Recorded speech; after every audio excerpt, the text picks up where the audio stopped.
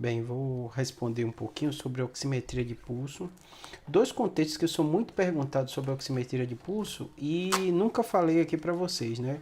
Um, no contexto de um paciente neurológico ou neurocirúrgico com tumor, que às vezes tem algum quadro sequelar que fica em home care, muitas vezes por causa do próprio tumor, a evolução dele. Então, tem muito paciente neurocirúrgico que acaba num determinado momento da doença e evolução ficando home care. Então, vira e mexe, as pessoas e os familiares perguntam sobre oximetria de pulso. E outro é o contexto que a gente está vivendo agora da pandemia do coronavírus.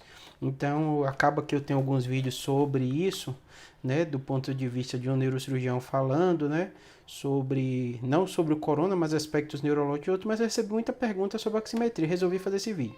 Então, esse é um oxímetro. Eu vendo o oxímetro geralmente vem com selo de metro, então se você for comprar um, principalmente os pacientes que têm familiares em home care, eles acabam tendo um que o próprio home care dá, mas outras pessoas por alguma outra demanda têm, né? No caso, o que acontece? Ele vai notar e vai medir qual a sua saturação normal, né?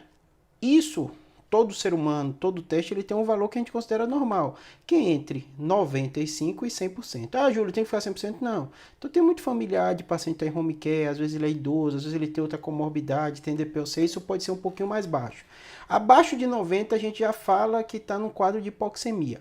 No caso do coronavírus é semelhante. Então, o paciente entre 95 e 100, se não tem comorbidade, não tem outra doença, a gente considera isso normal. Nem sempre fica 100, não precisa ficar preocupado se não der 100, mas essa é a faixa normal. E cada paciente com alguma comorbidade, principalmente os home cares, eu falo sempre isso.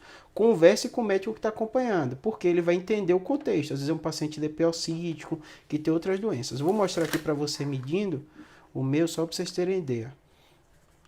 Ele é bem simplesinho, tá vendo? Você basicamente vai colocar aqui o dedo no meio e ele já começa a medir.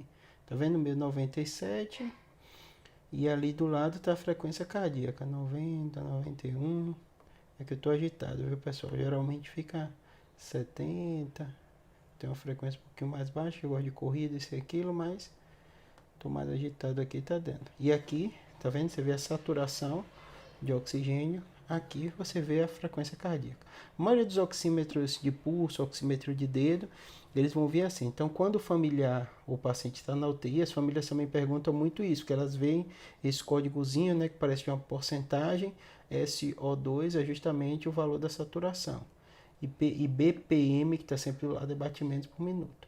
Então, esse é oximetria. Você coloca o dedo, aí tem, tá vendo? Tipo esse laserzinho aqui piscando, que é ele que vai justamente medir. Você coloca, costuma ser bem rapidinho mesmo.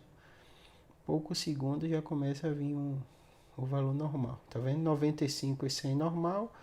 Entre 90 e 95 aí vai depender. Geralmente abaixo de 90 vai precisar de alguma suplemento, que pode ser catéter de oxigênio, máscara de Venturi, às vezes até o paciente precisa de intubação. No coronavírus é o mesmo contexto. Esse acaba sendo um marcador muito importante, porque os pacientes que têm comprometimento pulmonar, que é o que mais preocupa a gente, um dos sinais clínicos mais importantes de pensar até em intubação, tudo isso é essa queda de saturação.